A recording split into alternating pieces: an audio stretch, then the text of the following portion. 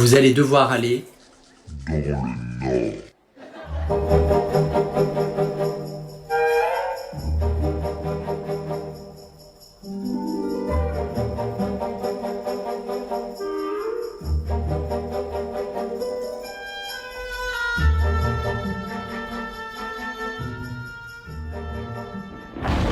Enfin, nom de Juice, les rencontres c'est demain.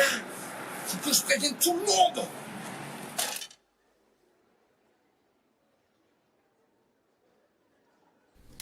Bon, bah alors, on est bon là hein, pour les rencontres, je pense que tout est calé. Oui, on va passer une bonne soirée, je pense. Mais je pense qu'il est l'heure d'aller à Carnaval là parce qu'on est en retard. Hein. Allez, c'est parti. Allez, mais attention les filles, Aizona demain c'est 8h. Mais oui, Oui. tout ira bien. Tout le monde est prêt?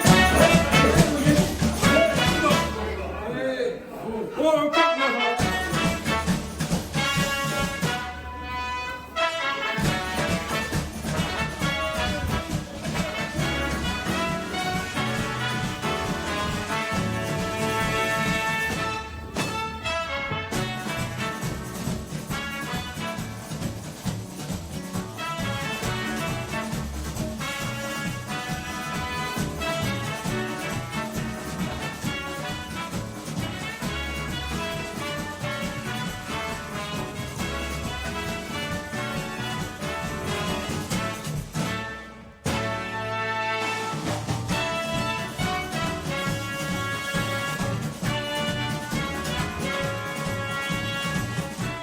Sylvain, tu fais chaud les deux coups quand t'arrives. Hein? Et puis n'oublie pas, parce que demain, c'est à 8h les rencontres. Hein? Je veux tous vous voir à 8h. Hein? Parce que à 9h, il y a tout le monde qui est arrivé. Hein? Et il faut pas faut les attendre. Hein?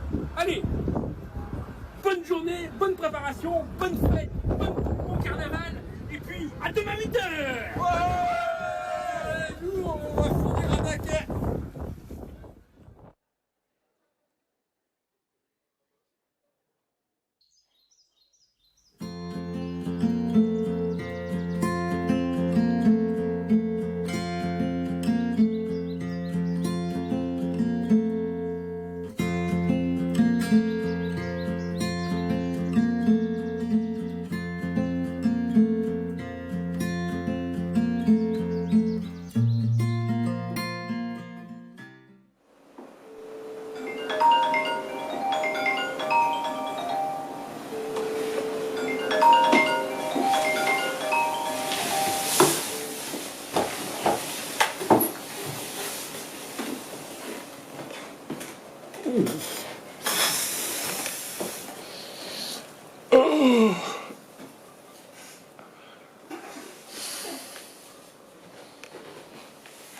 Allô, Sylvain?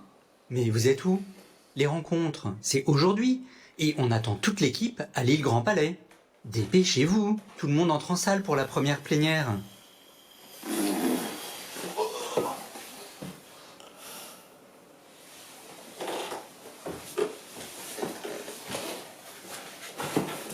Les filles, faut se lever là.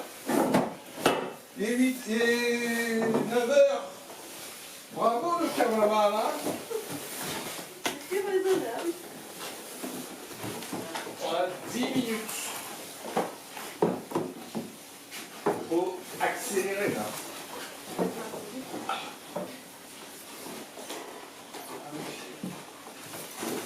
C'est parti.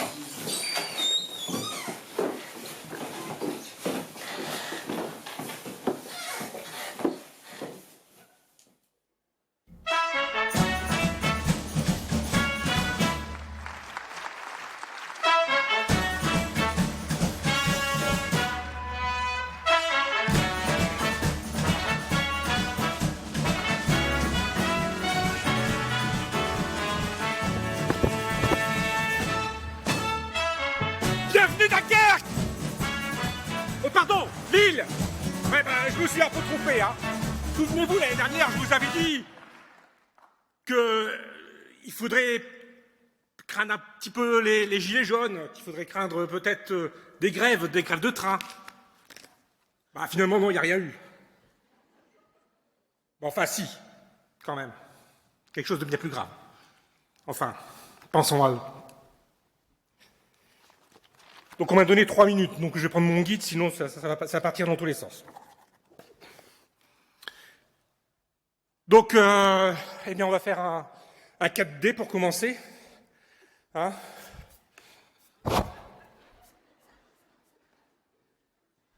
Vous sentez? Bah, ceux qui ont dit oui, il n'y a qu'une personne. Ça va? Les autres, faites gaffe, vous avez peut-être le Covid. Hein? Non, c'est une blague. Bon, en tous les cas, on est très content d'être ici. Vous avez vu, on aura peut-être une surprise. Hein. Il y a un candidat qui dit tout le temps maintenant avec vous. Eh ben, il sera peut-être avec nous. Bien, je vais vous expliquer quelques mots de l'esprit carnavalesque. Pourquoi on a décidé ce thème pour vous accueillir? Eh bien, parce que l'esprit carnavalesque, c'est un petit peu le renversement des idées, le bouleversement des hiérarchies. Et ça nous plaît. Ça nous plaît dans nos réflexions. Alors, il y a 2-3 mots de carnaval aussi que je voudrais vous expliquer. Il y a le Zotch. Bon, là, en période de Covid, ça sera interdit. Mais le Zotch, t'as le droit de faire un bisou à qui tu veux. Il y a le Witch. Bon, ça, on m'a demandé de pas en parler. Mais bon, pour vous dire, il y a que 50% à peu près, un peu moins de 50% de la population qui a un Witch. Ici, je sais pas la représentation, mais bon, voilà, le Witch, ça concerne que 50% des gens. Et il y a aussi un terme important là à connaître et pour cet esprit de carnavalesque, c'est faire chapelle. Et là, je vous demande vraiment, régulièrement, pendant ces 2 jours, d'aller faire chapelle auprès de tous nos partenaires qui sont là aujourd'hui et qui représentent un petit peu nos outils. Et donc, pour terminer, pour être dans les temps, Patrick, je vais simplement vous lire un petit texte. J'ai pas osé la paillarde. J'en ai trouvé un texte de carnaval. Alors, à Dunkerque, quand on vient le carnaval, on est joyeux comme des cigales. On se grime, on se met de la peinture, on s'en fout plein la figure. On s'habille avec de vieux habits et l'on sort son grand parapluie. Avec tout ça, on est pareil pour le carnaval. Et le boulot, on s'en fout pas mal. Enfin, vous, non, vous n'allez pas vous en foutre, hein. Vous allez travailler. On est heureux? Oui, tout le monde le sait. Nous, avec Santé, ça fait quelques années qu'on a la devise de bonheur partagé. Avec les Dunkerquois, au carnaval, on est les rois. On est heureux. Avec les Dunkerquois, on sera toujours les rois. Non, pas Chantal. Je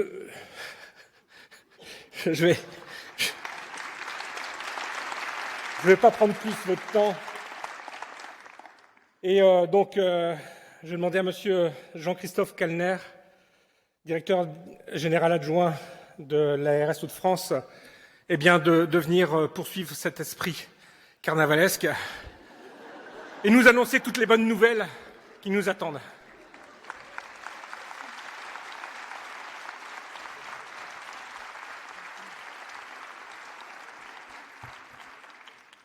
Bonjour à tous. Écoutez, je pense que j'ai l'exercice le plus simple de la matinée. Monsieur le Président, cher Laurent Vernier, Monsieur le Président d'Avec Santé, cher Pascal Gendry, tout d'abord, je voudrais vous demander de bien vouloir excuser le professeur Benoît Vallée, directeur général de l'Agence régionale de santé, qui ne pouvait pas être avec vous ce matin, puisqu'il est avec tous les DG d'ARS retenus à Paris. Voilà, donc j'ai donc le privilège de le représenter et de vous dire quelques mots pour ouvrir ces 10e rencontres nationales des maisons de santé qui se tiennent pour la première fois dans les Hauts-de-France, à Lille, et sans doute aussi à Dunkerque et un peu partout dans la région. En visio, bien sûr. Avec 200 maisons de santé pluriprofessionnelles en activité dans les Hauts-de-France, la région se situe au-delà des objectifs que le national lui avait fixé au 31 décembre 2022, puisque cet objectif était de 176 maisons de santé pluriprofessionnelles. Ce résultat, il est le fruit de l'engagement de nombreux partenaires, mais aussi, je pense, on peut le signaler, l'engagement de l'ARS pour un accompagnement dès les prémices de l'expérimentation des nouveaux modes de rémunération jusqu'à la validation récente de ce 200e projet de santé d'exercice coordonné. Ce résultat illustre également aussi, je crois, l'attrait de l'exercice coordonné au sein de ces structures, notamment pour les jeunes médecins, et d'autre part, la stratégie régionale de faciliter la création des MSP qui constitue un levier majeur de le renforcement de l'offre de soins dans la région. Alors que chaque structure compte en moyenne 14 à 15 professionnels, ce sont aujourd'hui 2818 professionnels de santé qui sont investis dans les maisons de santé professionnelles de la région, parmi lesquels figurent 734 médecins généralistes, 849 infirmiers, 294 masseurs kinés, 75 sages-femmes. Voilà, on peut les applaudir.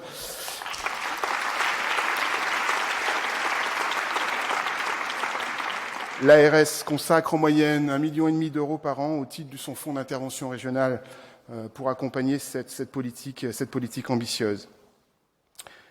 L'ARS a également récemment reconnu ses 2 premières maisons de santé pluriprofessionnelles universitaires. Elles sont le résultat d'une volonté des professionnels de santé d'être dans une dynamique de transmission, de savoir, de partage et de recherche avec les jeunes générations de professionnels. Elles concourent aussi à l'amélioration de la formation et de la recherche en soins primaires et renforcent les liens entre la ville, l'hôpital et l'université. J'ai pas prévu d'être trop long, simplement vous dire que la politique de l'ARS en termes d'accès aux soins repose sur 3 leviers et que c'est la combinaison de ces différents leviers qui permet de mettre en exergue une certaine singularité dans la région. Le premier de ce levier, c'est le zonage. Initialement établi à partir de critères et de seuils nationaux, ce zonage avait déjà fait l'objet, dès 2018, d'un profond travail d'adaptation mené par l'Agence régionale de santé et les représentants des médecins. Il avait permis de proposer un zonage mieux adapté à la réalité de terrain observée en région, en tenant compte non seulement de la densité et de l'âge des médecins, mais aussi des dynamiques d'installation et de départ, de l'activité et de la patientèle moyenne de chaque médecin. Il est utile de rappeler ici le choix qui a été fait et acté en région depuis 2020 et qui a été reconduit en 2022 de se doter d'un dispositif régional d'aide à l'installation complémentaire au dispositif conventionnel. En effet, dans les Hauts-de-France, à des fins de gradation des accompagnements, il a été fait le choix de créer une 3e zone d'accompagnement régional et de déployer au bénéfice des installations en zone d'action complémentaire et en zone d'accompagnement régional, les fameuses ZAR, des aides spécifiques. Avec l'augmentation du nombre de territoires éligibles et la création de ces nouvelles aides, c'est plus de 3,8 millions d'habitants des Hauts-de-France, sur les un peu moins de 6 millions, qui bénéficient des effets du zonage, dont 1,5 million d'habitants supplémentaires grâce à la création des zones d'accompagnement régional. La création de ces zones d'accompagnement régional profite aux 5 départements de la région et un exemple dans l'Aisne où près de 100% du territoire est désormais éligible aux aides à l'installation et au maintien des médecins généralistes. L'évaluation du dernier zonage tend à démontrer que ces dispositifs incitatifs permettent au moins de répartir de manière homogène les difficultés démographiques régionales. Par contre, seul ce dispositif est inefficace pour repeupler médicalement les territoires. Le second grand levier sur lequel l'agence s'appuie, c'est une meilleure organisation des professionnels de santé pour assurer une présence soignante pérenne et continue via, entre autres, le développement des structures d'exercice coordonné.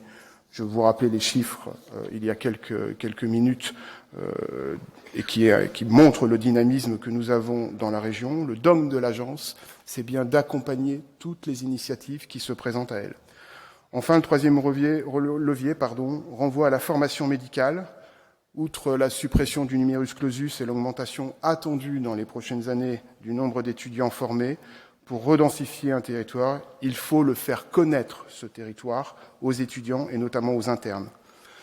Dans ces conditions, l'ARS accompagne la formation à la maîtrise universitaire de stage via les collèges d'enseignants de médecine générale. Il s'agit de promouvoir et former les maîtres de stage des universités afin de concourir au renouvellement des générations de médecins généralistes et ainsi contribuer au maintien et à l'amélioration de la couverture et de la répartition de l'offre de soins. Le maître de stage a un effet important sur les installations ultérieures des professionnels, notamment au sein des structures d'exercice coordonné. Nous le voyons, le travail en équipe est la condition du succès. C'est le thème central des travaux que j'ouvre à l'instant. Les résultats sont là, sur le territoire, mais le chemin est encore long dans la région et on aura, je pense, l'occasion de le constater au cours de cette journée. Je vous souhaite des travaux riches. Je vous invite à être audacieux. Je vous remercie.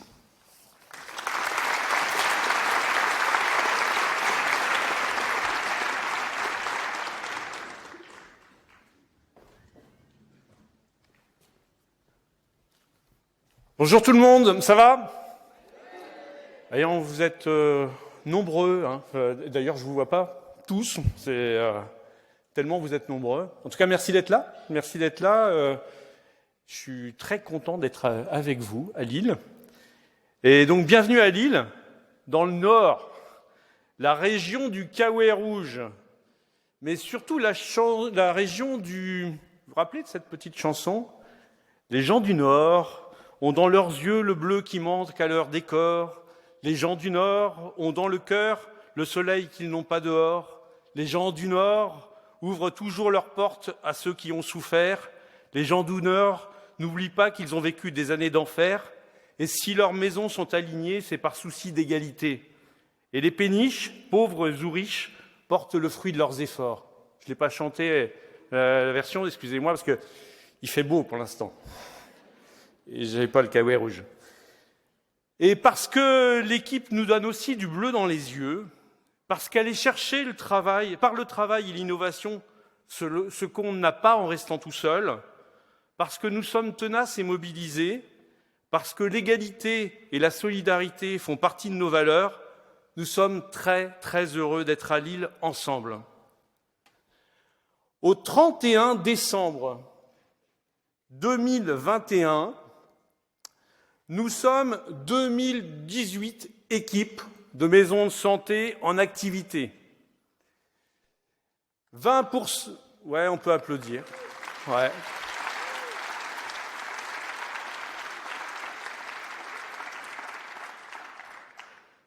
Ça représente 20% des médecins généralistes en exercice. Ça représente plus de 30 000 professionnels de santé de soins primaires. Nous sommes nombreux et nous sommes de plus en plus nombreux. Il y a 3 ans, quand nous avons fait évoluer le nom de la Fédération des maisons de santé, nous avions une volonté de dépasser les murs pour porter l'avenir des équipes coordonnées. La FFMPS devenait avec. Si nous avions conscience de la puissance symbolique du mot « avec » pour les équipes de soins primaires, nous n'avions cependant pas imaginé qu'un candidat à l'élection présidentielle, et pas n'importe lequel, ferait du « avec vous » son slogan de campagne. Mais nous n'avons pas attendu le programme Ma Santé 2022 pour prouver l'intérêt des maisons de santé, de la pluriprofessionnalité et de la coordination. Le crash test du Covid a confirmé ce que nous savions déjà. Cela fait plus de 10 ans que nous le répétons. Les MSP doivent devenir l'unité de base des soins primaires.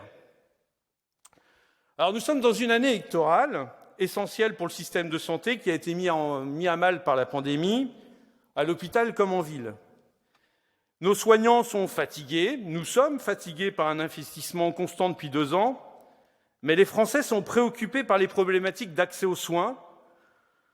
Ils sont préoccupés par des situations de plus en plus compliquées pour l'accès aux soins, pour les soins non programmés, et ils sont aussi préoccupés dans l'accompagnement de leurs pathologies chroniques, de leur grand âge, de leur handicap, de leur précarité. Il n'y a pas que l'avenir de l'hôpital qui les inquiète. Depuis 10 ans, nous avons apporté c'est en équipe pluripro que nous avons apporté des réponses innovantes. Nous nous sommes organisés dans le cadre de projets de santé partagés avec un seul but, améliorer l'accompagnement de nos patients, dans le soin comme dans les actions d'éducation à la santé. Nous coordonnons nos soins, nous créons et utilisons des protocoles pluripro, nous inventons de nouvelles pratiques, nous intégrons de nouveaux métiers, nous utilisons des outils communs, nous nous engageons dans l'accueil des soins non programmés, Nous impulsons et nous investissons dans les organisations territoriales, nous expérimentons, nous imaginons de nouvelles modalités de rémunération plus collectives, plus en adéquation avec la réalité de notre offre de santé. Bref, l'innovation, c'est dans les maisons de santé que ça se passe. La modernité, l'avenir des soins de ville, ce sont nos équipes qui les portent. L'équipe est bien la condition du changement du système de santé. C'est d'ailleurs la voie que nous portons conjointement avec France Assos dans le manifeste pour passer d'un exercice solitaire à un exercice solidaire au bénéfice de chaque Français. Nous avons demandé à Gérard Raymond, président de France Assos, d'être le grand témoin de ce samedi. Au-delà du symbole, c'est bien une volonté commune d'intégrer la participation des usagers dans les actions des maisons de santé. Alors, année exceptionnelle, thématique exceptionnelle. Durant ces 2 jours, nous allons vous proposer des sujets d'actualité, mais aussi des sujets de réflexion sur l'avenir de nos équipes. La période électorale est propice au débat, alors n'hésitons pas. En plénière, nous allons aborder 3 sujets. Un des sujets importants de cette campagne électorale est bien sûr celui des déserts médicaux. Enfin, nous, on aime plutôt des déserts en santé. Nous avons un rôle essentiel à y jouer et nous avons fait des propositions dans ce sens. Second sujet fondamental pour le futur des maisons de santé, et qui est un peu lié au précédent, c'est la place des jeunes professionnels dans nos maisons de santé et comment les jeunes professionnels se projettent dans nos équipes. Et puis, le sujet sensible, le sujet crucial que nous aborderons dans la première plénière, celui du financement des MSP. Alors, petit rappel historique. En 2016, il a fallu un passage par un règlement arbitral à l'issue de l'expérimentation sur les nouveaux modes de rémunération pour aboutir en 2017 à l'ACI des MSP. Depuis 5 ans, pas de modification de l'ACI. 5 ans, c'est le temps d'un mandat présidentiel. Ça fait long. Et puis maintenant, depuis septembre, des négociations autour d'un avenant à cette ACI sont menées par la CNAM avec les organisations syndicales. Fort des pratiques quotidiennes de nos équipes et dans un souci de mieux répondre aux usagers, Avec Santé a fait de nombreuses propositions pour faire bouger cette ACI, dont beaucoup de ces propositions ont été reprises par la CNAM. Un constat, aujourd'hui, vendredi matin, au bout de 6 mois de négociations, toujours rien d'officiel sur l'issue de ces négociations, et même quelques signes négatifs renvoyés aux équipes. Pourtant, quel partenaire conventionnel ne peut favoriser une meilleure valorisation de la fonction de coordination dans nos équipes? Quel partenaire conventionnel ne peut adhérer à la promotion de la qualité dans nos équipes? Quel partenaire conventionnel ne peut encourager les participations des usagers dans nos équipes? Quel partenaire conventionnel ne souhaite pas encourager les pratiques avancées dans nos équipes? Quel partenaire conventionnel ne peut donner son accord pour donner les moyens complémentaires à nos équipes en cas de crise sanitaire? Quel partenaire conventionnel s'oppose à une évolution possible jusqu'à 25% des enveloppes de l'ACI à nos équipes? Franchement, ça suffit. Notre avenir ne peut plus être conditionné seulement au rapport de force corporatiste entre des organisations monoprofessionnelles ou l'assurance maladie sur des considérations qui ne nous concernent pas.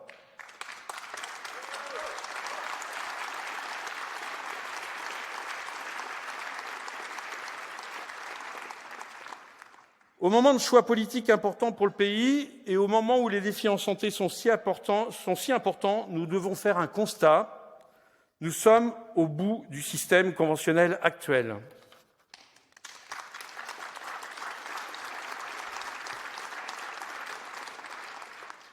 Les équipes des maisons de santé l'ont bien comprise. En s'investissant dans les expérimentations article 51 national ou article 51 régional, ou en contractualisant directement avec les ARS sur certains projets. Nous devons imaginer autre chose pour pérenniser le développement de la pluriprofessionnalité et du travail en équipe. Avec Santé lance donc un grand débat autour du financement des équipes pluripro. Faut-il envisager un nouveau modèle conventionnel? Faut-il un accord national spécifique pour les équipes pluriprofessionnelles? Faut-il envisager une contractualisation directe avec l'assurance maladie? Telles sont ces questions que nous poserons lors de ces débats. Reste qu'au-delà du financement du fonctionnement quotidien de nos MSP, il est nécessaire qu'un plan d'investissement massif soit très rapidement lancé, pas seulement dans les déserts médicaux. Avec Santé demande aux candidats de lancer un plan Marshall si l'on veut permettre à chaque Français d'être accompagné par une MSP. Faites confiance aux équipes. Nous sommes mobilisés pour répondre aux besoins de la population si on nous en donne les moyens. Nous sommes nombreux à Lille, plus de 1000 congressistes en présentiel et en distanciel. Merci à tous les partenaires, qui ont permis, des partenaires institutionnels, des partenaires commerciaux qui permettent la réalisation de ces rencontres. Merci à Colloquium et aux équipes techniques. Merci au comité d'organisation, aux bénévoles en Kaouai ou sans Kaouai. Merci à la FEMAS Hauts-de-France et à l'équipe salariée d'Avec Santé pour tout le boulot réalisé. Merci surtout pour votre présence dans cette période si compliquée, seulement 6 mois après Bordeaux. Avec Santé, c'est vous, avec Santé, c'est nous. C'est avec vous et c'est avec nous que nous devons faire évoluer notre système de santé au bénéfice de chaque Français. Mesdames et messieurs les candidats aux élections présidentielles, entendez-le. L'équipe de proximité, la MSP est la condition du changement du système de santé. Ne gaspillons pas l'argent public en saupoudrage inutile. Établissons une feuille de route sur le court et le moyen terme, et le long terme aussi, au service des usagers et donc des MSP, bien au-delà des postures électorales. Pour finir ce mot d'accueil, tout le mouvement d'Avec Santé s'unit aux victimes de la guerre en Ukraine. Peuple ukrainien, soignants impliqués dans le conflit, nous sommes avec vous. Et au-delà des mots, nous invitons toutes les maisons de santé à relayer et accompagner les actions de solidarité et répondre à toutes les demandes de soins de réfugiés de cette guerre qui arriveront bientôt chez nous. Bonne rencontre de Lille et bon travail.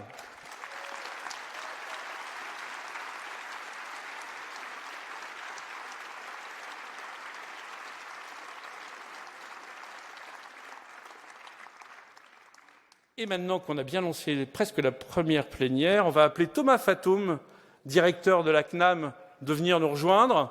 C'est sa première participation aux rencontres.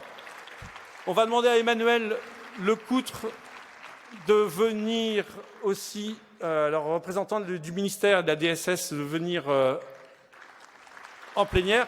Et à notre grand témoin, Gérard Raymond, président de France Assos, et puis je laisse la place à Patrick et à Karine qui vont animer cette plénière. Merci Pascal. Salut Karine. Merci. Salut Patrick. Ça va? Ouais, très bien, très bien. Alors moi je suis heureux et toi j'imagine moi également. Aussi, oui, très heureuse d'être à Lille. Sans masque? Ben ouais, enfin, sans masque. Ça fait du bien. Bonjour Lille. Ah.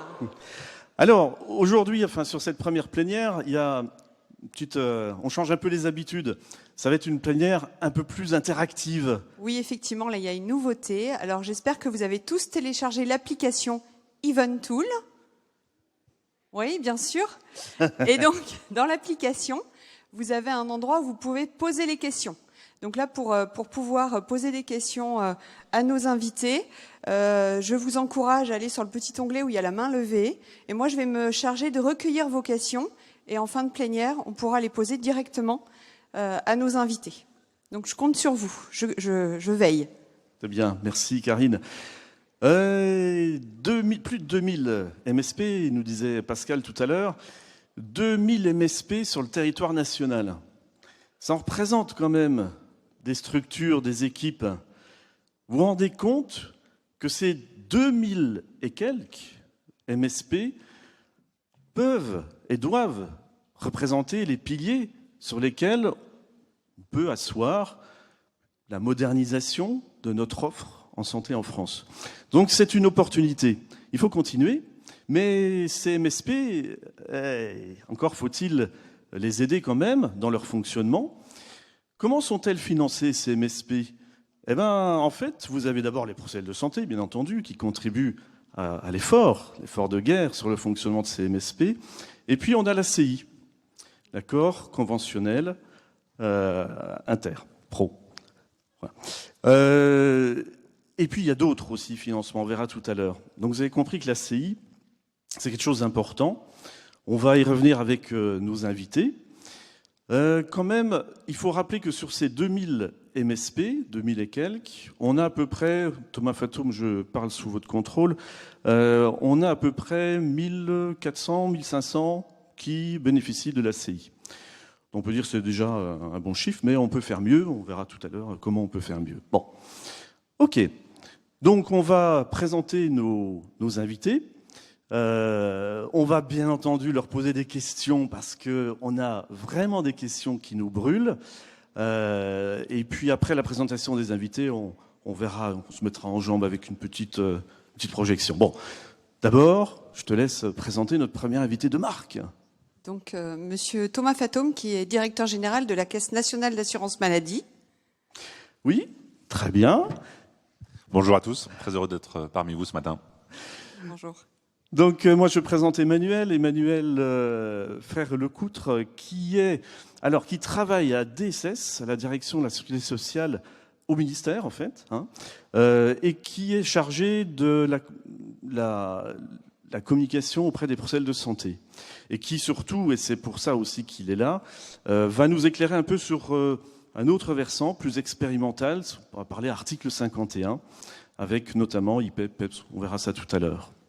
Troisième invité de marque. Monsieur Gérard Raymond, qui est directeur de France Asso Santé. Ah. Président, pardon, excusez-moi. Gérard Raymond, il dirigeait. Il préside. Il est président, excusez-moi. Je suis le président de France Asso Santé. Qui représente donc à peu près 80 J'étais venu en associations. 2018 à Nantes. J'avais été impressionné par votre dynamisme et votre engagement. Je trouve que vous n'avez rien perdu. On va y aller. Merci de votre présence. Ouais, merci Gérard, merci de tes encouragements. Et d'autant plus que le rapprochement avec Santé et France Asso Santé s'est concrétisé il n'y a pas si longtemps que ça, avec un formidable manifeste. On y reviendra. Et puis on en oublie bien sûr Pascal Gendry, le président d'Avec Santé. On peut pas l'oublier, il est là et il va nous donner aussi son avis avec pas mal de recul sur justement ces financements. Reconnaître les MSP, c'est aussi les financer quelque part, c'est montrer l'intérêt politique porté à ces MSP. Nos gouvernants ont-ils justement cet intérêt? Comment cela va se concrétiser? On va voir. Alors, avant de vous interroger, d'échanger dans un débat tout à fait relax, on va se mettre en jambe avec un petit film qu'Avec Santé a prévu sur la CI. Et puis on reviendra parce que c'est pas un film humoristique, mais pas loin. Je vous laisse à la manœuvre.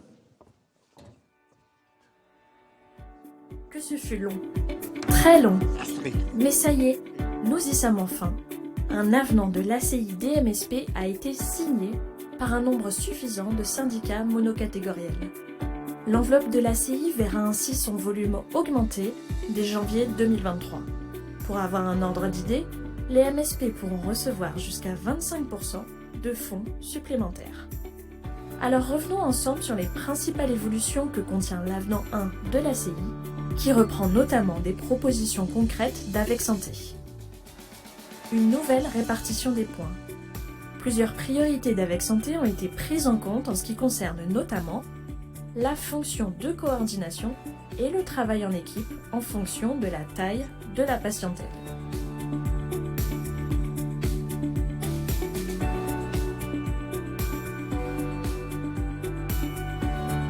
Les usagers, selon les outils ou actions mis en place, leur permettant un niveau d'implication plus ou moins important.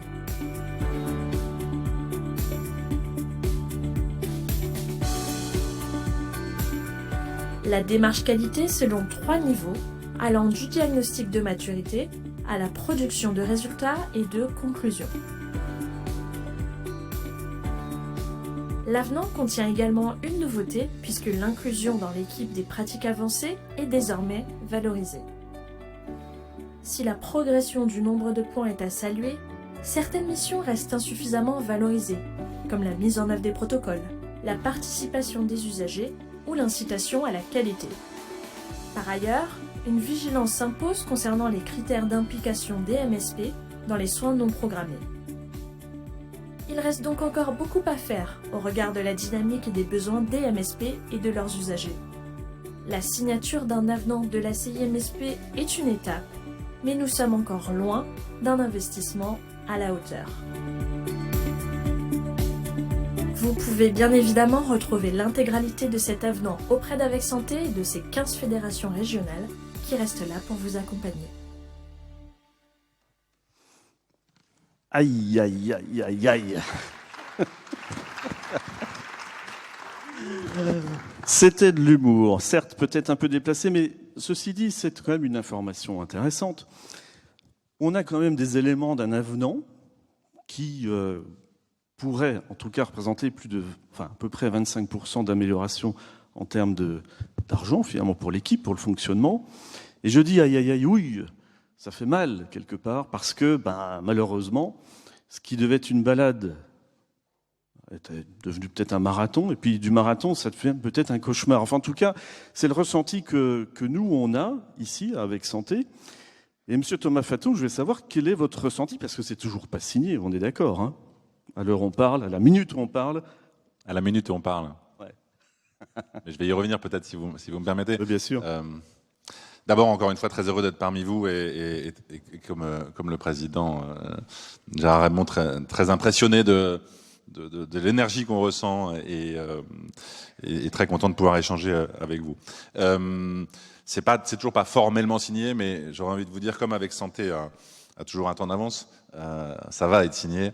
On a encore un recensement, c'est vrai, assez fastidieux des dernières signatures. Donc j'aurais bien aimé, et on a encore fait tout ce qu'on pouvait cette semaine, venir avec je dirais le paquet cadeau bien ficelé, mais voilà, c'est une réalité. C'est vrai que ça a été long, parce que on a même démarré encore plus tôt que ce que vous évoquiez. On a démarré début 21, qu'on a eu évidemment le Covid, qu'on a eu les élections professionnelles. Donc c'est vrai que là où on se disait que ça pourrait aller assez vite, c'est plus compliqué.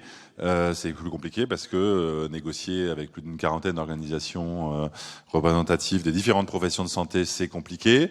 C'est vrai aussi que c'est quand même, on en reparlera je pense, important d'essayer d'avoir maximum d'acteurs en soutien de cet exercice pluriprofessionnel. Et on a d'ores et déjà, il faut quand même qu'on se le dise, une très grande majorité d'organisations qui ont signé. Voilà, ça formellement, on tient le registre. Donc voilà, maintenant, sous le contrôle de la direction de la Sécurité sociale, on ne peut pas encore complètement enclencher le process pour permettre la publication, mais honnêtement, je suis très optimiste.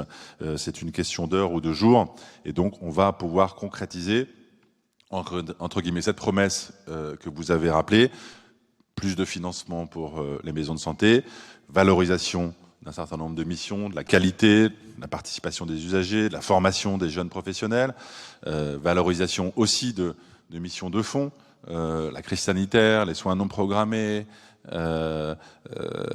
toute une série de sujets autour des protocoles de coopération, de la fonction de coordination, donc on y reviendra sûrement. Il y a beaucoup de choses en plus, 25% de plus. Donc il n'y a pas que l'argent dans la vie, mais c'est surtout des financements de l'assurance maladie au service, vous l'avez très bien rappelé, d'un certain nombre de priorités de santé publique. Donc et je crois, évidemment, on y reviendra, que ça doit permettre d'amplifier encore la dynamique que vous avez rappelée, Monsieur le Président, et qui est au cœur d'une des priorités de l'assurance maladie, qui est de soutenir cet exercice coordonné et de soutenir l'installation, la concrétisation des maisons de santé pluridisciplinaires sur le territoire. Alors, je reviens un petit peu en arrière dans vos propos. Je reviens sur le chemin, en fait, le chemin conventionnel. Parce que finalement, nous tous ici, qui sommes des gens de terrain, on a du mal à bien comprendre. Ça nous échappe quelque part. C'est-à-dire qu'on a un outil quand même qui est fait pour les maisons de santé. Et puis finalement, on s'aperçoit que c'est défendu plus ou moins. On ne sait pas trop. Dans l'ombre des négociations, on n'y est pas. Hein. On n'y est pas. Donc, il y a des syndicats, si je comprends bien, monoprofessionnels, donc qui ont tout un intérêt à exister pour leur profession et qui vont défendre ou en tout cas négocier un outil très important pour des équipes pluriprofessionnelles. Comment ça se passe ? Alors d'abord, ça se passe, je pense qu'il faut bien quand même rappeler le cadre, ça se passe dans un cadre qui est fixé par le législateur, le pouvoir réglementaire. L'assurance maladie ne choisit pas ses négociateurs, ne choisit pas son mode de négociation. J'avais envie de vous dire heureusement qu'il y a dans notre pays un Parlement qui fixe les règles du jeu. Donc qui fixe les règles du jeu d'une négociation interpro, voilà, avec des syndicats représentatifs. Donc voilà, et ça se passe honnêtement de manière assez transparente. Les documents qui sont remis circulent assez largement. Et surtout, je veux insister sur un point. Bien sûr, en tout cas dans ce cadre tel qu'il existe aujourd'hui, vous n'êtes pas institutionnellement autour de la table de la négociation.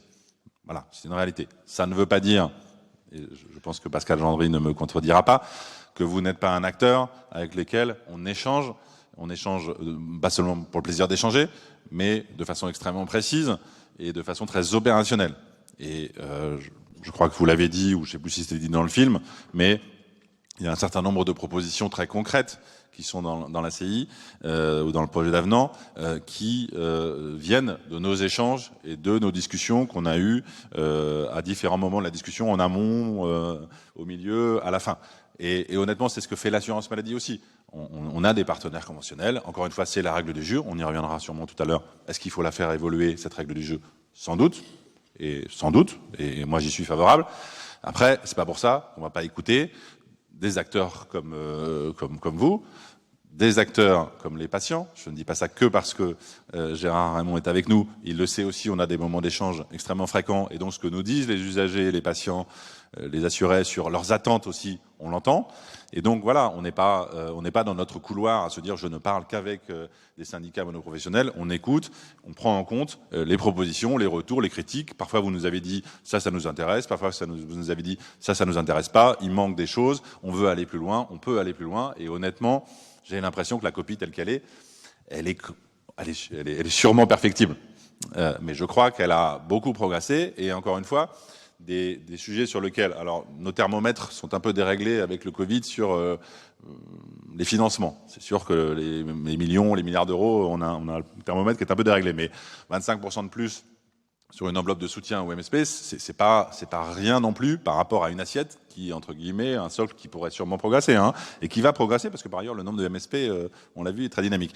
Donc j'ai l'impression qu'on a quelque chose qui va être quand même un booster très significatif pour inciter les gens à y aller et pour se dire aux gens qui y sont allés déjà, et il y en a beaucoup dans la salle, super, on est soutenu, on a des moyens supplémentaires pour faire ce qu'on a envie de faire, pour faire de la qualité, pour associer des patients, pour faire du soin non programmé, pour mieux coopérer au service des patients. Donc honnêtement, et pardon de le dire comme ça aussi, ne nous trompons pas non plus, on a une très large majorité des représentants, des syndicats, des professions de santé qui soutiennent l'accord. Donc il y a des voilà, après, je ne suis pas leur porte-parole. Moi, je suis l'assurance maladie et je suis en soutien à 100% d'une stratégie qui, par ailleurs, avec Ma Santé 2022, est aussi au cœur des priorités du gouvernement. Mais donc voilà, il y a une très large majorité. Après, c'est leur liberté aussi de prendre leur position, c'est leur responsabilité et ça leur appartient.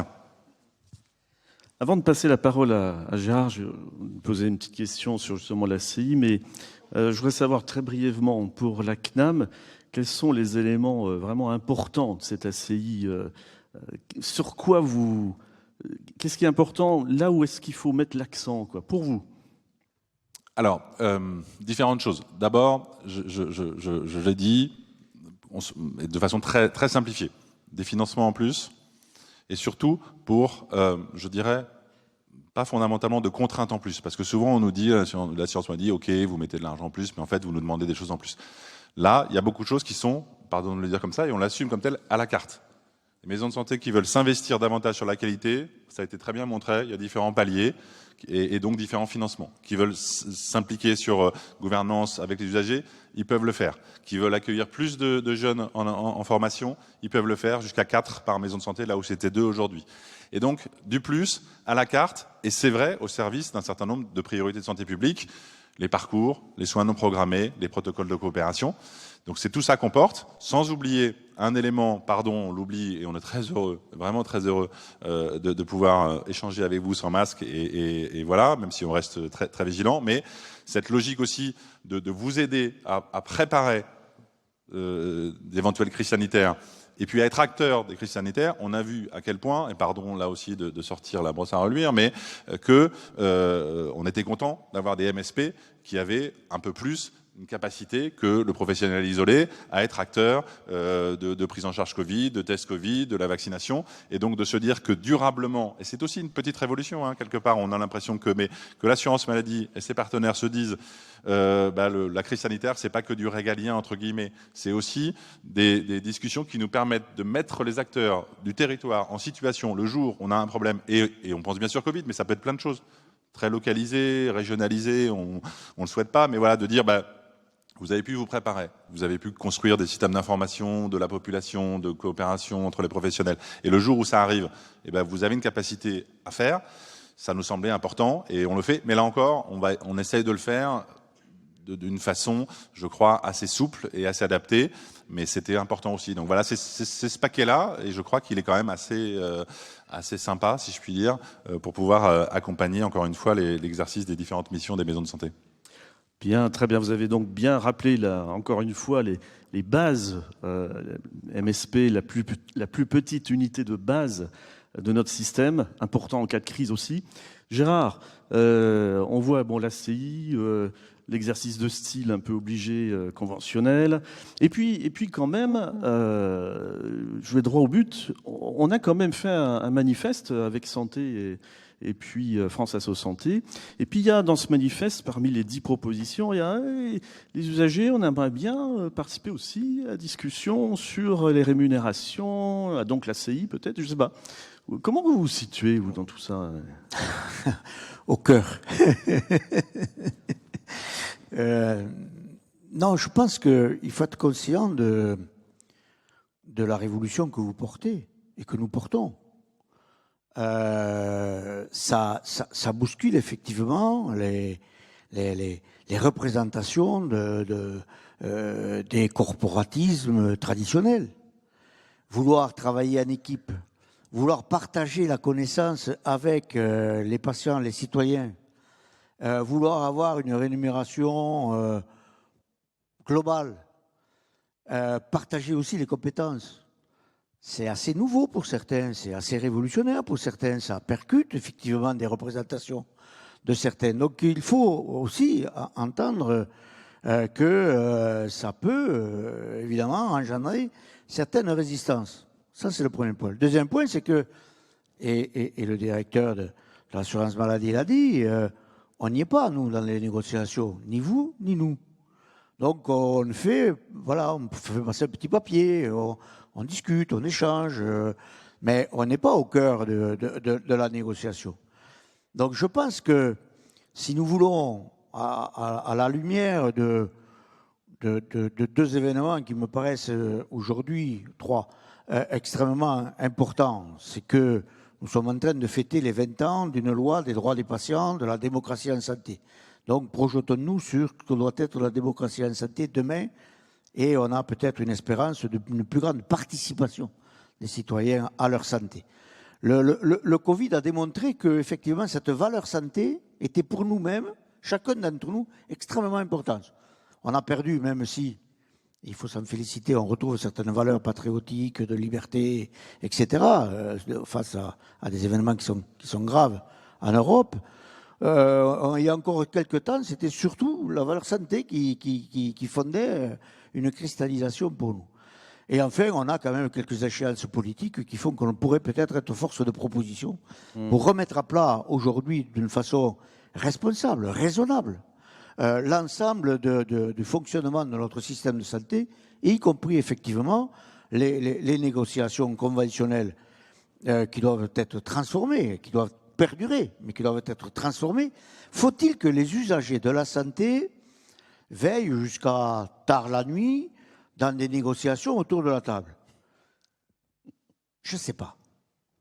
Mais ce que nous croyons, nous, c'est qu'effectivement, en amont, nous pouvons continuer à échanger sur les articles et qu'avant la signature officielle, eh bien, il y ait un avis officiel, public, des représentants de la démocratie en santé, c'est-à-dire aujourd'hui France Asso Santé et les citoyens, sur l'étendue des négociations. Ça me paraît encore un peu plus pertinent que de venir occuper une chaise de plus jusqu'à tard la nuit autour de votre table. Et voilà, donc il y a peut-être mais, voilà, être là et pouvoir commenter et pouvoir avoir un avis public sur l'étendue des négociations. Et je pense qu'il y a certainement aussi, compte tenu de l'importance que vous prenez, compte tenu de revoir aussi les personnes qui sont autour de la table. Vous parlez de représentation syndicale représentative. Bon, je pense que vous représentez 25% des professionnels de santé. Vous mériteriez d'être autour de la table. Ouais, message reçu, Gérard. Ok.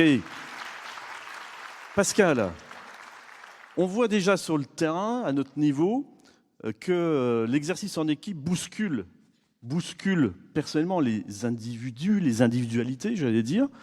Et puis ça bouscule aussi, justement, on vient de le voir, ces négociations conventionnelles, etc. Ça bouscule le système. Quel est le regard d'Avec Santé par rapport à cette ACI ? Ce qui vient de se passer, ce qui se passe actuellement. En quelques mots. Je ne vais pas revenir sur le discours, mais on peut quand même être assez surpris qu'on ait autant de difficultés à signer un accord avec des propositions qui font consensus.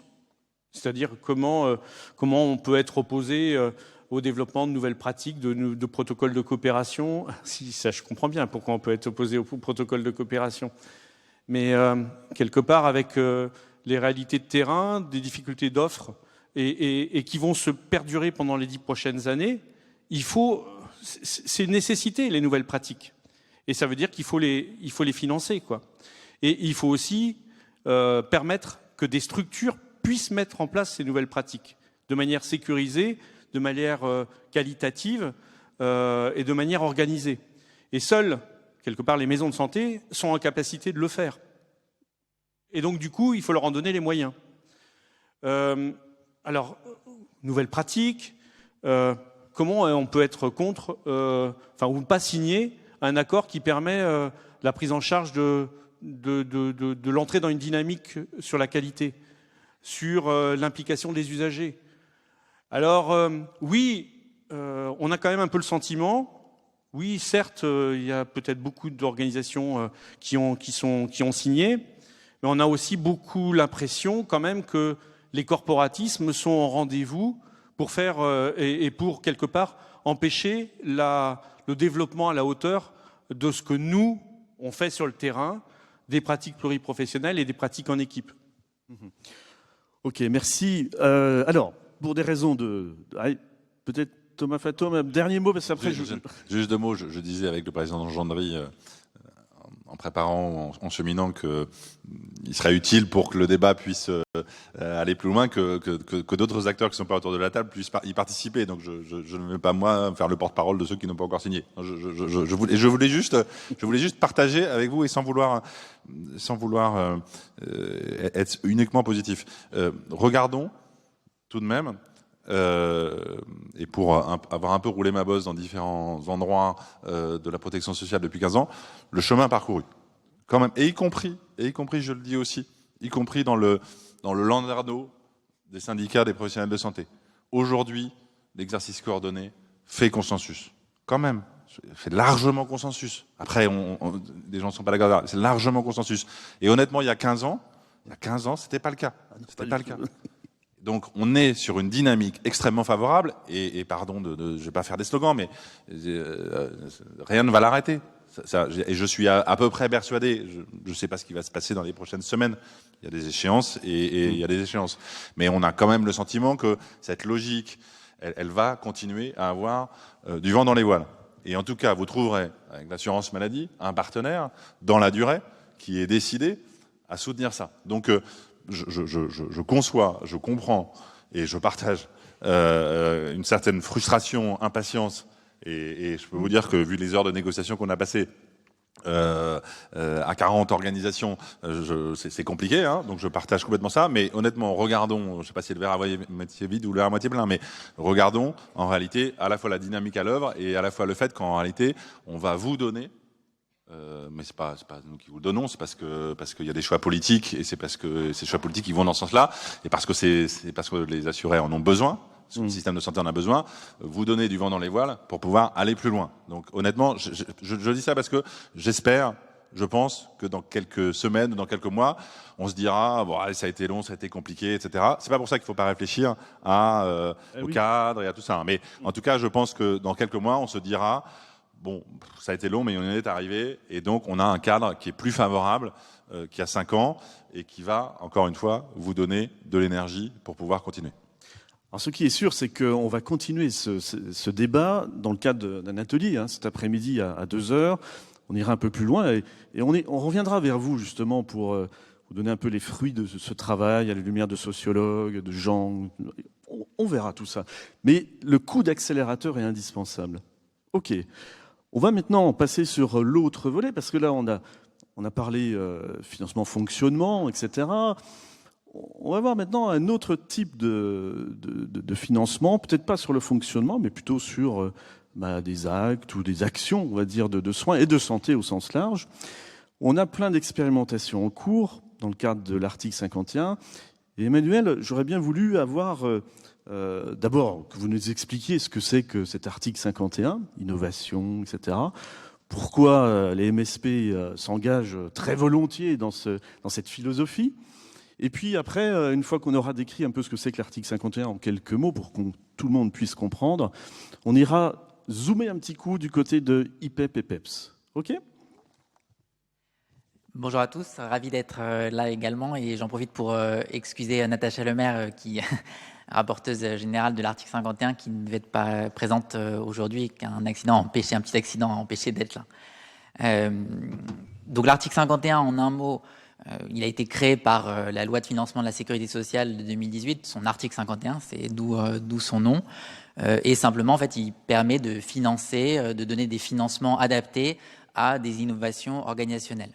La manière dont ça fonctionne, c'est très simple. Enfin, c'est un dispositif qui est ouvert aux acteurs de santé, qui vient du terrain, même s'il y a pu avoir des appels à projets, des dispositifs qui ont été portés par le ministère ou la CNAM, mais l'essentiel, c'est des projets qui viennent des acteurs de terrain, donc des acteurs de terrain qui se rapprochent de leur interlocuteur de proximité en ARS, qui instruit au premier niveau. Et après, donc, il y a une équipe autour de Natacha Lemaire qui regroupe l'ensemble des directions d'administration centrale et l'assurance maladie pour porter un regard transverse sur cette expérimentation et qui se prononce sur cette expérimentation.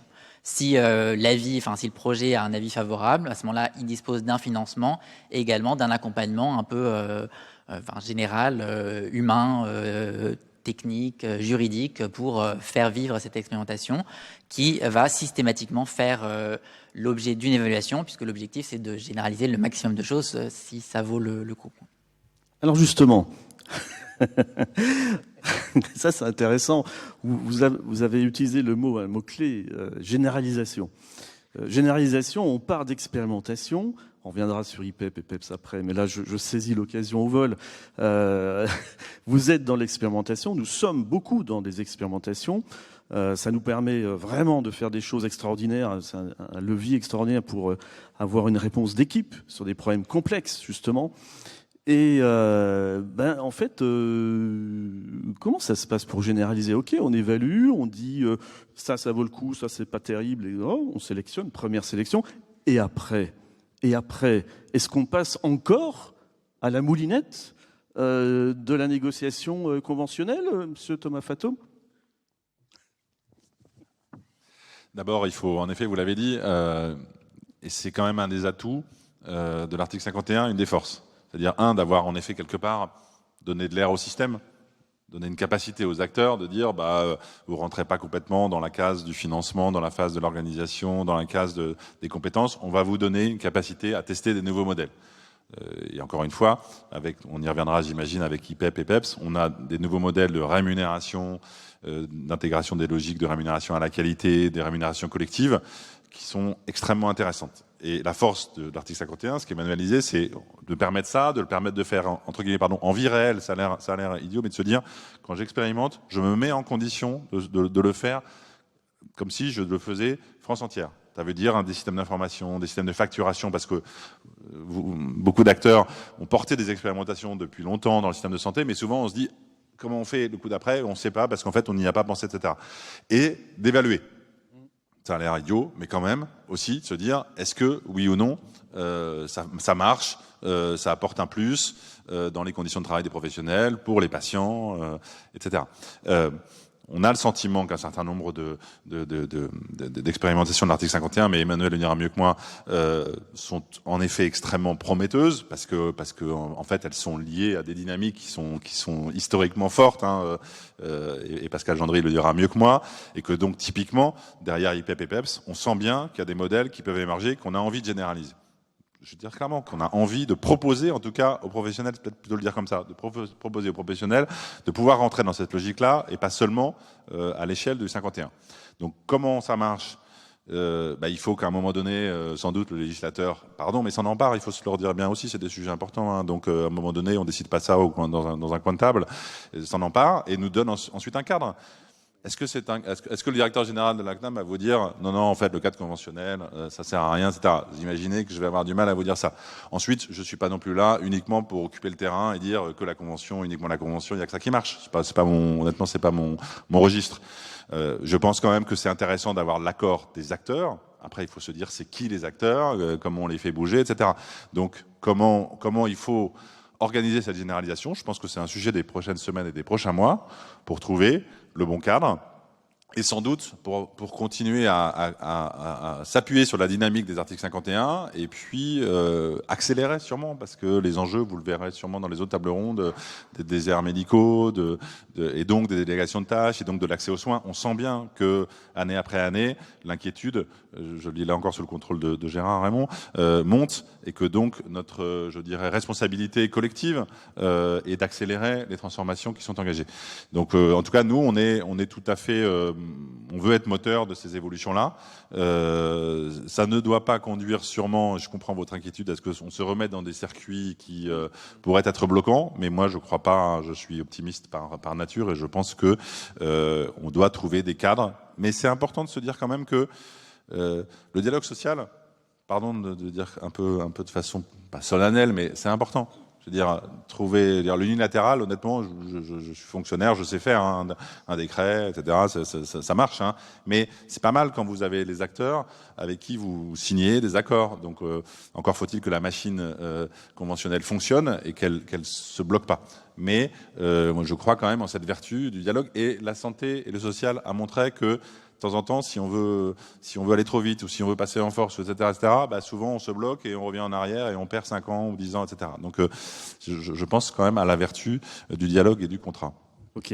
Je reviens auprès d'Emmanuel, parce que c'est vrai que là, j'avais saisi un peu l'occasion pour parler de la généralisation. On parle avec des gros mots, IPEP, PEPS, c'est quoi en quelques mots, et savoir si d'autres équipes peuvent rentrer dans l'expérimentation aussi. Ouais.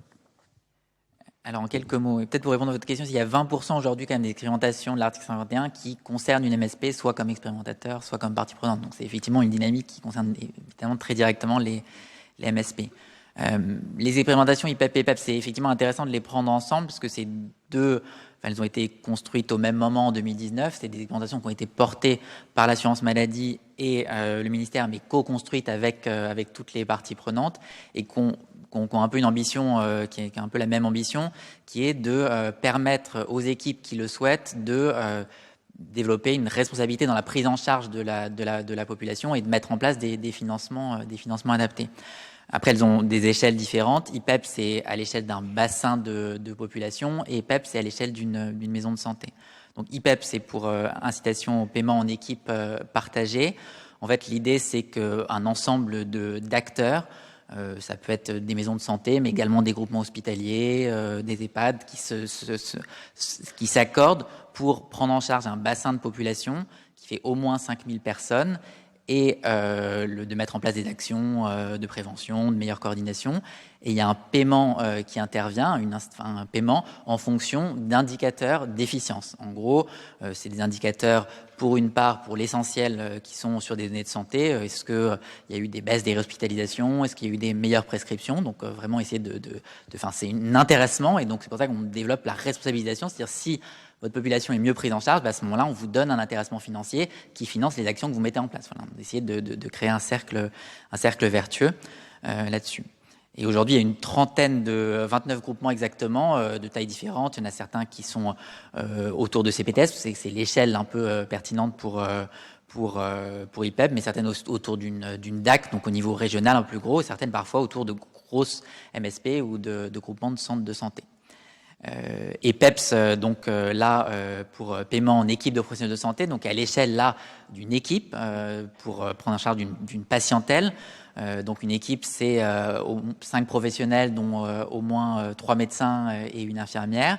Et là, l'idée, c'est pas un intéressement en complément, mais c'est de changer le cœur de la rémunération de cette équipe qui le souhaite. Donc, et en transformant la rémunération, donc il n'est plus une rémunération à l'acte pour les consultations, les visites, les AMI, le cœur de la rémunération, mais une rémunération forfaitaire, c'est-à-dire le fait générateur de la rémunération n'est plus le patient qui vient pour une consultation pour 20 minutes ou pour une consultation à un moment ad hoc, mais le patient qui est inscrit comme médecin traitant, donc dans une logique qu'on dit de capitation, c'est-à-dire en fait en fonction de la patientèle qu'on prend en charge, on a une dotation. Ça, c'est la manière dont ça fonctionne.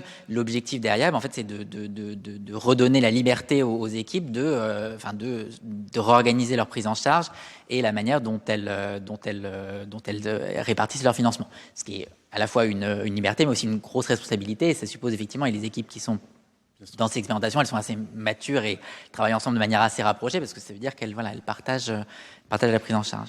Et aujourd'hui, PEPS, c'est en 2022, là où on en sommes, c'est 16 équipes, dont 12 centres de santé, 4 maisons de santé, qui sont payées depuis 2021. Donc, on fait une année entière de paiement forfaitaire, donc plus de paiement à l'acte, mais un paiement à la capitation. On va l'évaluer.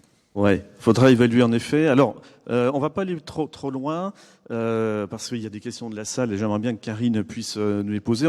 Souplesse, adaptation, hein, c'est vraiment des mots, accélération nécessaires pour porter ce mouvement. OK. Karine, la salle a-t-elle des questions? Beaucoup de questions parce qu'on en est déjà à 48 questions, donc on va pas pouvoir toutes les poser. Donc je vais essayer d'aller à l'essentiel, mais pour continuer sur cette thématique des financements et de la façon de facturer, en fait, ça regroupe plusieurs questions.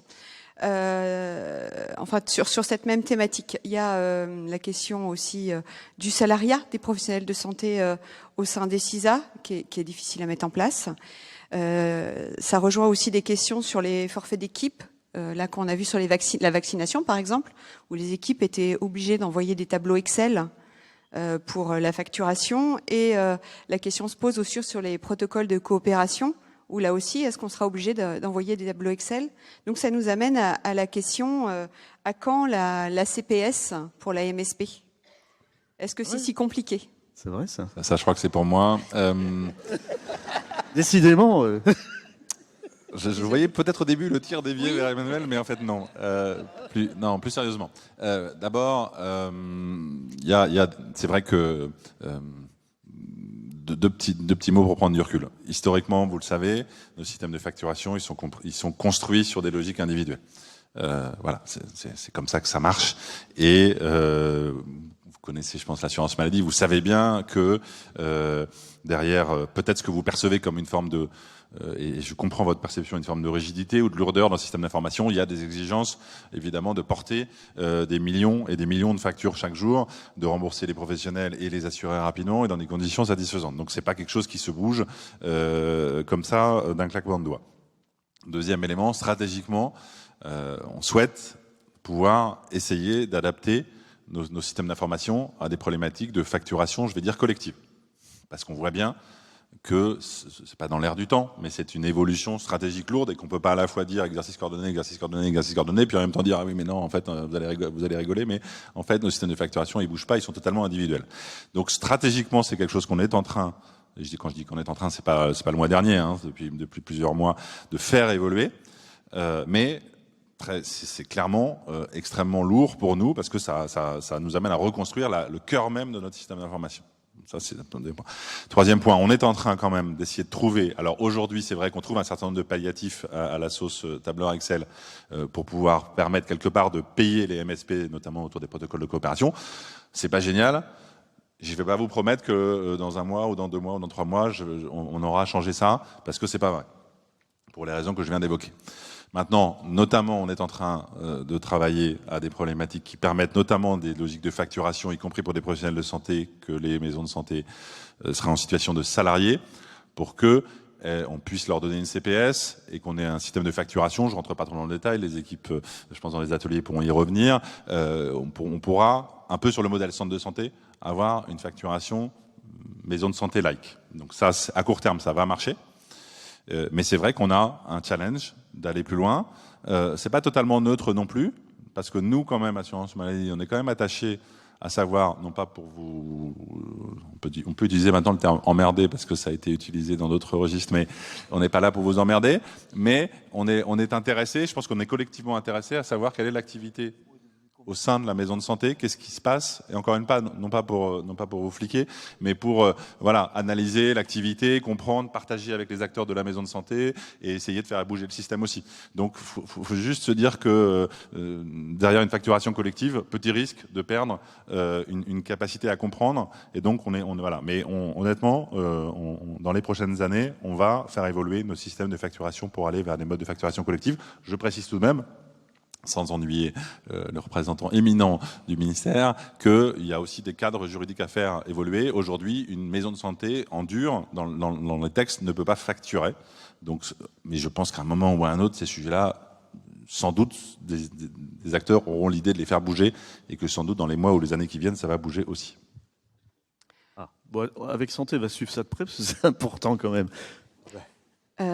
Une autre question, alors comme on parle de changement de paradigme, vous nous avez dit que l'exercice coordonné faisait consensus, mais en fait on est toujours centré sur le médecin traitant et pas sur l'équipe traitante. À quel moment on parlera d'équipe traitante ?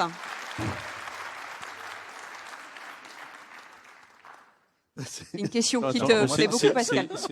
Si tu dis équipe traitante, on va encore se faire taper sur les doigts maintenant avec ça va très vite. Équipe santé de proximité, ça sera pas mal. Voilà, ça veut dire la même chose. En tout cas, mettre l'équipe en avant et surtout au niveau des financements et de l'ACI. L'équipe de soignants sur un territoire. Alors, en effet, le wording est toujours hyper sensible, donc je marche sur des œufs. Non, mais en réalité. C'est vrai que, je le disais tout à l'heure, l'assurance maladie, historiquement, elle a construit beaucoup de choses autour du médecin traitant.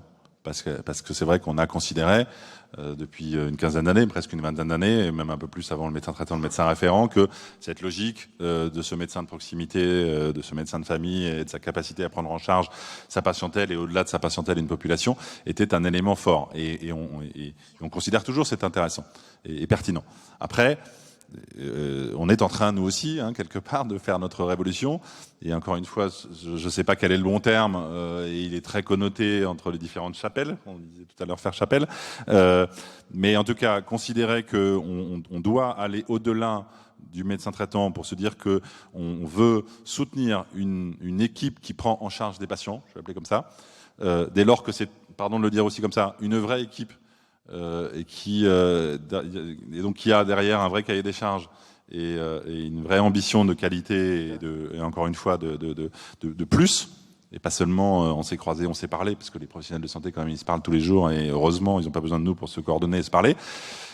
L'assurance maladie elle veut porter cette évolution-là. Et donc, que demain, pour employer carrément des gros mots, on aille, mais c'est un peu le sens de ce que Emmanuel décrivait sur le 51, non pas sur une ROSP que individuelle, mais peut-être sur une ROSP d'équipe, toutes ces choses-là, honnêtement, on y est prêt, on est mûr pour ça, ça posera des questions très compliqué, là aussi, de back-office, comme disent les informaticiens, mais on y est prêt, parce qu'on voit aussi les limites d'une ROSM individuelle sur des indicateurs de santé publique, où c'est très compliqué, parce que la patientèle individuelle d'un médecin versus une équipe, c'est différent. Donc on y est prêt, et je pense que là aussi, le cadre devra permettre de bouger pour nous permettre d'avancer là-dessus.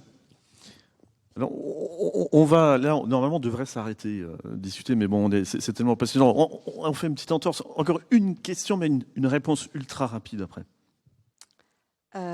Sur le financement des actions de santé publique. Là, pour le moment, les maisons de santé perçoivent des financements par le FIR pour mener des actions de santé publique. Les CPTS se mettent en place, auxquels les MSP adhèrent ou pas. Comment ça va se passer pour la suite, pour le financement des actions de santé publique que peuvent continuer à mener les maisons de santé? Est-ce que c'est les CPTS qui vont récupérer ce FIR? Qui veut répondre? Emmanuel? Allez, Emmanuel, on se lance. Non, mais il n'y a pas de... Enfin, je comprends la question. Il n'y a pas de raison que tous les financements pour les missions de santé publique soient transférés au CPTS. C'est-à-dire ce qui doit être fait comme mission de santé publique à l'échelle d'une MSP a vocation à être continué à financer à l'échelle d'une MSP. La mesure, par exemple, de 31 du Ségur qui a financé des psychologues en MSP pour ça. Et bon, effectivement, et pas de raison, effectivement, nécessairement de... Enfin, ça peut être complémentaire, mais il n'y a pas de raison de remonter nécessairement tous les financements. Ok, c'est vrai qu'il y a une certaine angoisse là autour, hein, mais ouais. Juste pour aller dans le même sens. Après, honnêtement, je pense pas qu'il faille avoir une espèce de définition de la santé publique très rigide. Quand l'avenant là propose de financer un investissement des MSP sur le parcours insuffisance cardiaque, quand on propose des financements supplémentaires pour financer la prise en charge de l'obésité, quand on propose, Emmanuel l'évoquait, des financements supplémentaires pour la prise en charge de psychologues, je pense qu'on fait de la santé publique. Premier point. Deuxième point, comme Emmanuel, il n'y a pas de monopole, CPTS versus, etc. Enfin, honnêtement, et c'est pas comme si, en plus, il y avait, comment dirais-je, trop et trop d'investissements et trop d'acteurs pour faire de la prévention. Donc, en tout cas, on le vit pas comme ça.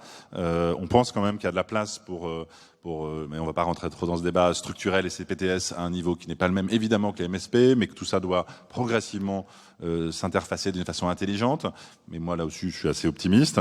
Et là encore, c'est pas comme si on était au bout du chemin d'avoir partout sur le territoire des CPTS et d'avoir, mais la dynamique est en marche partout sur le territoire, suffisamment de MSP pour être des acteurs de prévention et de santé publique. Mais encore une fois, pour les MSP qui veulent prendre tout le cahier des charges qu'on leur propose, en termes de santé publique et de prévention, il y a quand même un paquet assez ambitieux et avec sûrement pas assez, on le dit clairement, sûrement pas assez, mais quand même du plus. Donc, en tout cas, on ne vit pas les choses en monopole CPTS versus MSP sur des sujets de prévention. J'espère que vous l'avez compris. En conclusion de cette première plénière, Gérard et Pascal. Alors, je reviendrai sur les deux thèmes que nous venons d'aborder. Le premier thème, nous pensons, nous, usagers de la santé, citoyens, que le médecin ne peut plus être le seul à nous permettre l'entrée dans le système de santé. Et qu'effectivement, aujourd'hui, sur un territoire donné, l'équipe nous paraît être beaucoup plus adéquate à répondre à un besoin, à une attente d'une personne, et pas simplement un médecin. Ça, c'est la première des choses. La deuxième chose, sur les missions de santé publique, je pense qu'effectivement, elles doivent être extrêmement décentralisées. Sur un territoire donné, on peut avoir des spécificités de prévention, d'éducation à la santé, d'accompagnement d'une population qui sont différentes d'un territoire à un autre.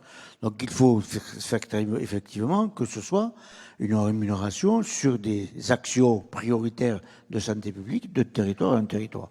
Donc, voilà, essayons de faire véritablement de la décentralisation et de laisser aux acteurs de chaque territoire leur véritable liberté de pouvoir promouvoir l'éducation à la santé et les actions de prévention.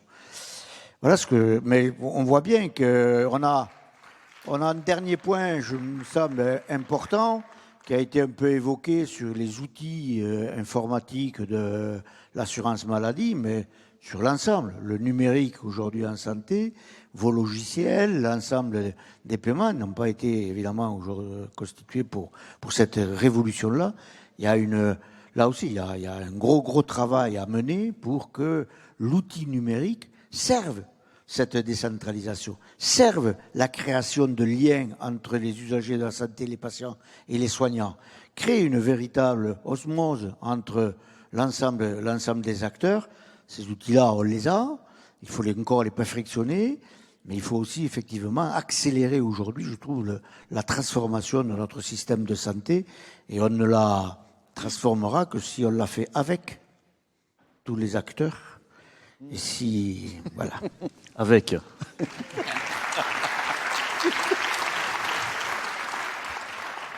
Bon, pour conclure, on a bien compris que l'accord conventionnel, l'avenant était imminent. Il y a quelques témoins. Donc, Monsieur Fatoum, on n'attend plus que les dernières signatures. Et on espère les avoir très vite pour qu'on puisse communiquer à nos équipes, à nos adhérents, cette opportunité qui est offerte au MSP d'avoir des moyens supplémentaires pour développer leur projet de santé. Ça, c'est essentiel. Continuer à se structurer pour répondre aux défis de santé publique qui se posent. Par contre, on a encore du boulot, quoi, en fait. On a encore du boulot parce que clairement, on voit bien que l'histoire récente montre les limites du système conventionnel actuel. Mes questions que je faisais dans le discours sur l'évolution de ce système, elles se posent avec vraiment une actualité forte. Les projets innovants sont portés par les équipes parce qu'elles ont une appétence pour l'innovation, parce qu'elles veulent répondre de manière différente que leur permet actuellement le cadre conventionnel par des réponses différentes aux besoins de la population. Donc quelque part aussi, pas mal d'articles 51 sont faits pour déroger au système actuel, mais si cette dérogation aboutit sur l'impossibilité d'une généralisation, c'est franchement dommage pour les usagers. Donc ça veut dire que quelque part, ce qui nous reste à faire, c'est de trouver de nouvelles voies pour que ces innovations passent à la généralisation. Et ça veut dire aussi que le mot « avec », il va avoir encore plus sa valeur de partenariat, et c'est vraiment un partenariat avec le ministère, avec la CNAM, qu'il nous faut avoir pour imaginer les modalités de ces généralisations et ces nouvelles voies conventionnelles. Donc, avec vous. Merci. Merci Pascal. On n'a pas pu poser toutes les questions parce qu'on a eu 68 questions, avec certaines qui ont été relayées 29 fois, 16 fois, donc enfin beaucoup de participation. Merci à tous. Par contre, beaucoup de frustration, je suis vraiment désolée. J'espère que vous allez trouver les réponses à certaines questions dans les ateliers vers lesquels vous allez vous diriger après. Merci à nos amis experts, merci à vous tous. On se retrouve à 11h15, dans 25 minutes, pour un sujet d'actualité, la démographie médicale. À tout de suite.